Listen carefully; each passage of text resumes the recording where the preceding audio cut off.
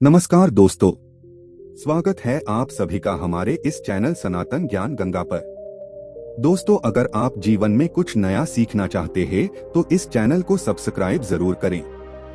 जय श्री कृष्णा, राधे राधे। दोस्तों, जन्माष्टमी पर अगर आपने यह उपाय कर लिया तो मैं ईश्वर की सौगंध खाता हूँ, आपके घर से गरीबी दूर भाग जाएगी, आप रातों रात मालामाल हो जाएंगे। मैं भगवान कृष्ण की सौगंध खाता हूँ। इस वीडियो को अंत तक देखें, आपका भाग्य चमक जाए तो मुझे बताना, लेकिन वीडियो पूरा ही देखना। अगर आप भगवान कृष्ण से प्यार करते हैं, लड्डू गोपाल से प्यार करते हैं, राधा रानी से प्यार करते हैं तो एक लाइक जरूर करना। जन्माष्टमी बार बार नहीं आती, सच्चे दिल से कमेंट बॉक्स में लिखें राधे राधे, जय श्री कृष्णा। दोस्तों, पंचांग के अनुसार भाद्रपद माह के कृष्ण पक्ष की अष्टमी तिथि की शुरुआत 6 सितंबर 2023 को दोपहर 3:37 से हो रही है। वहीं इस तिथि का समापन अगले दिन 7 सितंबर 2023 शाम 4:14 पर होगा। हर साल भाद्रपद मास के कृष्ण पक्ष की अष्टमी तिथि को कृष्ण जन्माष्टमी के रूप में मनाया जाता है। द्वापर में श्री कृष्ण परम पुरुषोत्तम भगवान का जन्म भाद्रपद की अष्टमी तिथि रोहिणी नक्षत्र और चंद्रमा वृषभ राशि में मध्य रात्रि में हुआ। उनके जन्म लेते ही दिशाएं स्वच्छ व प्रसन्न एवं समस्त पृथ्वी मंगलमय हो गई थी। विष्णु के अवतार श्री कृष्ण के प्रकट होते ही जेल की कोठरी में प्रकाश फैल गया। कृष्ण के प्राकट्य से स्वर्ग में देवताओं की दुंदुभी आप अपने आप बस उठीन तथा सिद्ध और चारण भगवान के मंगलमय गुणों की स्तुति करने लगे। दोस्तों, जन्माष्टमी व्रत का महत्व शास्त्रों में जन्माष्टमी के व्रत को 1000 एकादशी व्रत के समान माना गया है। 100 बार गंगा स्नान करने का जो पुण्य मिलता है, मात्र जन्माष्टमी का व्रत करने से प्राप्त हो जाता है। जाप का अनंत गुना फल देने वाला जन्माष्टमी के दिन ध्यान जाप और रात्रि जागरण का विशेष महत्व है। इसलिए जन्माष्टमी की रात में जागरण करके भगवान के भजन कीर्तन करने चाहिए। भविष्य पुराण में इस व्रत के संदर्भ में उल्लेख है कि जिस घर में यह देवकी व्रत किया जाता है, वहां अकाल मृत्यु, गर्भपात, किसी भी माह के बच्चे गर्भ में नहीं मरते, गर्भ ठहरता है, वैधव्य, दुर्भाग्य तथा कलह नहीं होती। जो एक बार भी इस व्रत को करता है उसे श्री कृष्ण का आशीर्वाद प्राप्त होता है। वह प्राणी संसार के सभी सुखों को भोगकर विष्णुलोक लोक में निवास करता है। जन्माष्टमी पूजन विधि हिंदू धर्म में भगवान श्री कृष्ण की पूजा सभी संकटों से निकालकर सुख, समृद्धि और सौभाग्य का वरदान देने वाली मानी गई है। जन्माष्टमी के दिन प्रातः जल्दी उठकर स्नान आदि से निवृत्त होकर स्वच्छ वस्त्र धारण करें। इसके बाद पूर्व या उत्तर की ओर मुख करके व्रत का संकल्प लें। अगर नॉर्थ ईस्ट में भगवान कृष्ण को लगाया जाए तो आप अपने जीवन में धर्म युद्ध में खरीदे हैं, कर्म क्षेत्र में खड्डे हैं तो वहाँ आपकी जीत सुनिश्चित है और आपकी जितनी भी परेशानियां हैं उन्हें कान्हा दूर कर देते हैं। माता देवकी और भगवान श्री कृष्ण की मूर्ति या चित्र पालने में स्थापित करें। पूजन में देवकी, वासुदेव, बलदेव, नंद, यशोदा आदि देवताओं के नाम जपे। रात्रि में 12 बजे के बाद श्री कृष्ण का जन्मोत्सव मनाया। दोस्तों, जन्माष्टमी पर कान्हा को पीले चंदन या फिर केसर का तिलक जरूर लगाएं। साथ ही साथ उन्हें मोर के मुकुट और बांसुरी जरूर अर्पित करें। लड्डू गोपाल को पंचामृत से अभिषेक कराकर भगवान को नए वस्त्र अर्पित करें एवं झूला झुलाया, तुलसी डालकर माखन, मिश्री व धनिये की पंजीरी का भोग लगाएं। तत्पश्चात आरती करके प्रसाद को वितरित करें। दोस्तों, कृष्ण जन्माष्टमी का है। पंचांग के अनुसार भाद्रपद माह के कृष्ण पक्ष की अष्टमी तिथि की शुरुआत 6 सितंबर 2023 को दोपहर 3:37 से हो रही है। वहीं इस तिथि का समापन अगले दिन 7 सितंबर शाम 4:14 पर होगा। कृष्ण जन्माष्टमी की पूजा मध्य रात्रि की जाती है, इसलिए इस साल भगवान श्री कृष्ण का जन्मोत्सव 6 सितंबर 2023 बुधवार को मनाया जाएगा। दोस्तों, चलिए जानते हैं जन्माष्टमी पर श्री कृष्ण के जन्म था। दोस्तों, जन्माष्टमी की यह कथा चुपके से भी सुनने से समस्त तकलीफें, बीमारियां सब समाप्त हो जाती हैं।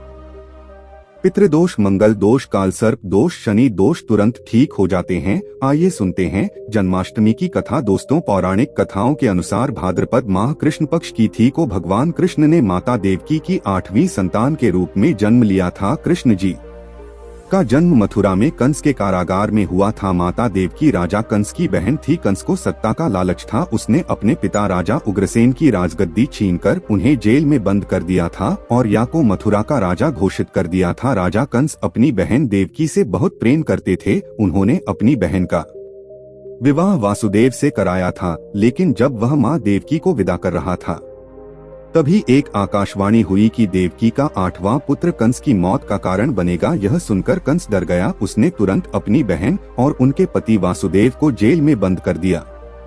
उनके आसपास सैनिकों की गद्दी पहरेदारी लगा दी।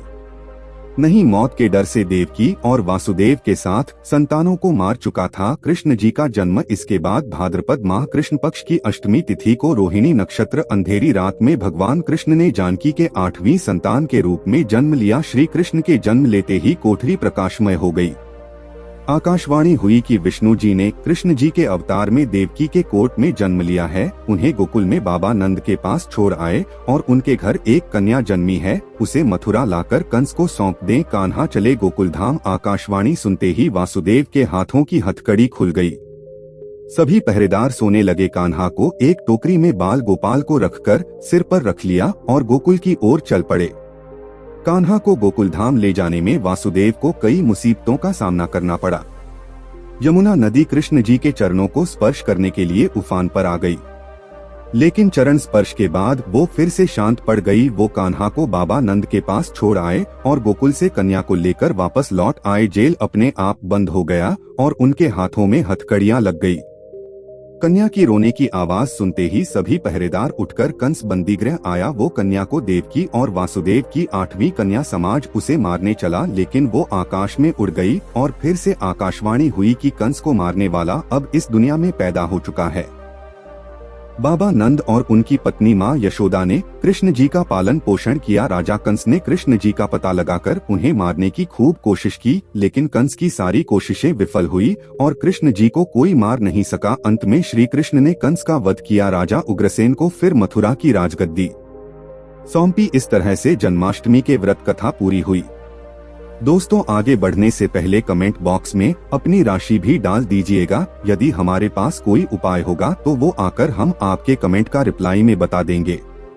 दोस्तों, जन्माष्टमी पर भूलकर भी न करें ये गलतियां। तुलसी को लेकर ना करें ये गलती। जन्माष्टमी के दिन भूलकर भी तुलसी की पत्तियां तोड़ने से बचना चाहिए। दरअसल शास्त्रों में कहा गया है कि कृष्ण भगवान विष्णु के अवतार हैं और उन्हें तुलसी अति प्रिय है। ऐसे में इस दिन तुलसी की पत्तियां नहीं तोड़ना चाहिए। जन्माष्टमी से पहले आप तुम तोड़कर रख लें। बिना तुलसी के जन्माष्टमी का पर्व अधूरा है। भगवान कृष्ण किसी भी ऐसे भोग को स्वीकार नहीं करते जिसमें तुलसी पत्र न पड़ा हो। ऐसा भोग पाप के समान होता है, जहरीला माना जाता है।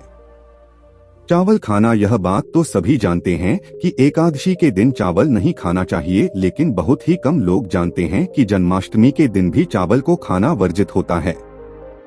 चाहे व्रत रखें या ना रखें, लेकिन जन्माष्टमी के दिन चावल खाना शुभ नहीं माना जाता। तामसिक भोजन, जन्माष्टमी के दिन तामसिक भोजन वर्जित माना जाता है। ऐसे में इस दिन मांस, मदिरा, प्याज और लहसुन नहीं खाना चाहिए। इस दिन गलती से भी लहसुन प्याज का खाना कभी मत बनाना, क्योंकि राहु केतु के कारण ही लहसुन प्याज की उत्पत्ति हुई है और भगवान विष्णु और राहु केतु के बीच में भीषण शत्रुता होती है। अनादर करना, भगवान कृष्ण के लिए सभी भक्त एक समान होते हैं। ऐसे में इस दिन किसी भी व्यक्ति का अनादर करने से बचना चाहिए। एक बार भगवान कृष्ण के भक्त ने एक व्यक्ति का अपमान कर दिया था। उसी क्षण भगवान कृष्ण ने अपने भक्त को श्राप दिया था। इसीलिए किसी का भी अपमान न करें। गाय को सताना, गाय भगवान कृष्ण को बहुत ही प्रिय है, क्योंकि कृष्ण अवतार में उनका पालन पोषण एक ग्वाले के घर में हुआ था। ऐसे में जन्माष्टमी के दिन किसी भी गाय और बछड़े को भूलकर भी नहीं हटाना चाहिए। भगवान कृष्ण गाय को सबसे प्रिय मानते हैं। गाय माता को सबसे ज्यादा प्यार करते हैं, इसीलिए गाय को इस दिन फल वगैरह मिठाई अवश्य खिलाएं। जन्माष्टमी के दिन केवल सात्विक खाना खाएं। जन्माष्टमी व्रत में दूध और दही जरूरी है। व्रत के दौरान ताजे फलों के शेक, लस्सी, छाछ या दूध का मजा ले सकते हैं। नारियल पानी पी सकते हैं। जन्माष्टमी के दिन पेड़ों को काटना भी अशुभ माना जाता है। श्री कृष्ण हर चीज में बसते हैं और हर चीज उनमें बसती है, बल्कि हो सके तो इस दिन ज्यादा से ज्यादा पेड़ लगाने चाहिए। इससे घर और परिवार में सुख और शांति बनी रहती है। भगवान कृष्ण सदा पीपल के वृक्ष में रहते हैं। पीपल वृक्ष पर जन्माष्टमी पर जल अवश्य अर्पित करें, इससे वह प्रश्न जल्दी होते हैं। दोस्तों, जन्माष्टमी के दिन ब्रह्मचर्य का पालन करना अनिवार्य होता है। इस दिन पूरे पवित्र मन से भगवान की पूजा करनी चाहिए। कम से कम इस दिन पत्नी से दूर रहना चाहिए। जो पति पत्नी जन्माष्टमी पर एक दूसरे से दूर रहते और संयम और नियम का पालन करते हैं तो उन्हें एक सुशील और सुंदर पुत्र की प्राप्ति होती है।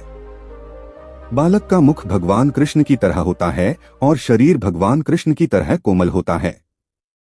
जो लोग इस दिन व्रत रखते हैं तो उन्हें रात में 12 बजे से पहले अपना व्रत नहीं खोलना चाहिए। उससे पहले व्रत खोलने से पूजा का फल नहीं मिलता है और व्रत भी अधूरा माना जाता है। जन्माष्टमी पर करें इन मंत्रों का जाप। भगवान कृष्ण की कृपा से आपकी समस्त गरीबी दूर हो जाएगी। आप धनवान हो जाएंगे, मालामाल हो जाएंगे। आपके घर में राधा रानी की कृपा बरसेगी, माता लक्ष्मी की कृपा बरसेगी। दोस्तों, श्री कृष्ण मंत्र क्रीम कृष्णाय नम। भगवान श्री कृष्ण के इस मंत्र का जाप करने से धन धान्य की प्राप्ति होती है। ऐसे में जन्माष्टमी के विशेष अवसर पर इस मंत्र का जाप करने से साधक को शुभ फलों की प्राप्ति होती है।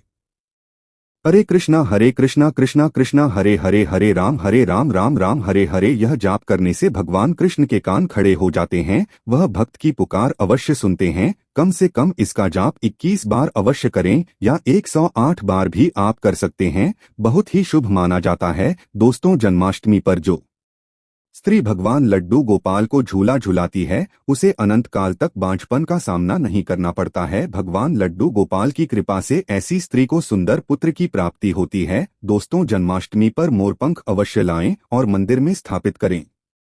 भगवान कृष्ण की बंसी जन्माष्टमी पर अवश्य लेकर आए। अगर आप व्रत रख रहे हैं तो भगवान लड्डू गोपाल के खिलौने आदि जरूर लेकर आना, इसे लाना मत भूलना। और जन्माष्टमी पर कौड़ियां आप ला सकते हैं, भगवान कृष्ण की स्थापना कर सकते हैं। इस दिन गलती से भी किसी भी व्यक्ति को गिफ्ट के तौर पर भगवान कृष्ण को उपहार में कभी मत देना, घर की लक्ष्मी रुष्ट हो सकती है। जन्माष्टमी पर सोने चांदी तांबा पीतल की खरीदारी कर सकते हैं, शुभ माना जाता है। जन्माष्टमी पर पालना अवश्य लेकर कराना, इसमें लड्डू गोपाल जी झूला झूल होंगे। दोस्तों, जन्माष्टमी पर तुलसी माता के सामने भगवान कृष्ण के 4 नाम जैसे गोपाला, गोविंदा, देवकी नंदन और दामोदर पुकारे और साथ ही ओम नमो भगवते वासुदेवाय नमः मंत्र का जाप करें। ऐसा करने से सभी समस्याएं दूर हो जाएंगी। माता तुलसी आपके घर को धन धान्य से भर देंगे। जन्माष्टमी के दिन भोग में मक्खन के साथ तुलसी दल जरूर डालें और वह भगवान कृष्ण को अर्पित करें। दोस्तों, जन्माष्टमी के शुभ अवसर पर करें नमक का विशेष उपाय। दोस्तों, मैं ईश्वर की सौगंध खाता हूँ। नमक का यह उपाय करने से आपके समस्त पाप नष्ट हो जाएंगे, गरीबी दूर हो जाएगी, आपकी नौकरी लग जाएगी। संतान प्राप्ति हेतु व्यापार चलाने के लिए भी यह उपाय जरूर करें। दोस्तों, हम भी नमक का यह उपाय जरूर करते हैं। मैं ईश्वर की सौगंध खाता हूँ। अगर आपने यह उपाय कर लिया तो आपको करोड़पति होने से कोई नहीं रोक पाएगा। भगवान कृष्ण का विशेष आशीर्वाद मिलेगा। आइए जानते हैं नमक का विशेष उपाय। दोस्तों, उपाय है: 1 नमक का पैकेट, 50 ग्राम सूखी लाल मिर्च, 500 ग्राम चावल, 100 ग्राम उड़द की दाल, 250 ग्राम आटा और 11 रुपए की दक्षिणा तथा 1 पानी की बोतल और 5 रुपए के काले तिल। बस इतनी सी सामग्री एक थैली में एकत्रित कर ले। दोस्तों, उसके बाद किसी भी गरीब बुजुर्ग या गरीब महिला को चुपके से दान दे दें और पीछे मुड़कर न देखें, घर को वापस चले आए। दोस्तों, आप यकीन मानो, गुरु परंपरा से प्राप्त यह माह उपाय आपकी काया पलटकर रख देगा। दिन दुगनी रात चौगुनी तरक्की करेंगे। दोस्तों, ये उपाय हम भी जरूर करते हैं। माह पुस्तक और शास्त्रों में लिखा माह उपाय आज हम आपको बता रहे हैं। यह उपाय जन्माष्टमी के दिन जरूर करें। मैं ईश्वर की सौगंध खाता हूँ। दोस्तों, आज के लिए बस इतना ही। मिलते हैं एक और ज्ञानवर्धक वीडियो के साथ। धन्यवाद।